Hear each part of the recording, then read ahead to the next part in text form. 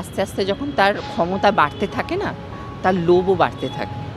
আর সে তখন আস্তে, এটা আমার মানে যখনই আপনার মধ্যে দেখুন, প্রথমে মানুষ একটা আসে, সে তার একটা ভালো গুড ইন্টেনশন নিয়ে, কিন্তু যখনই আপনার মধ্যে কাম, ক্রোধ, লোভ, মোহ, হিংসা এগুলো যাই আপনার মধ্যে উঠে গেল, তার মানে আপনার আস্তে আস্তে পতন শুরু হলো। বোঝাতে পারলাম কি বললাম? আমরা আজকে মমতা ব্যানার্জিকে আমরা যে প্রথম দিকে আমরা যখন আমরা মানে সবাই একটা টাইম আমরা দিদিকে, সেই প্রথম যখন দিদি আসছে তখন আমরা সবাই মমতা ব্যানার্জি বলতে গেলে পাগল ছিলাম। কিন্তু আজকে কি হলো, ওনার ইমেজটা আস্তে আস্তে আস্তে গুডউইলটা, ওনার ইমেজটা আস্তে আস্তে আস্তে কী হলো সবাই দেখতে পাচ্ছেন। তার মানে কি এই জিনিসটা, এই দুর্নীতিগুলোকে আজকে উনি যদি সঙ্গে সঙ্গে যদি সেই সময় প্রথমেই যদি সন্দীপ ঘোষকে উনি এক্সপেল করে দিতেন, করে দিতেন, তাহলে আজকে সবাই দিদিকে কিন্তু আবার করতো।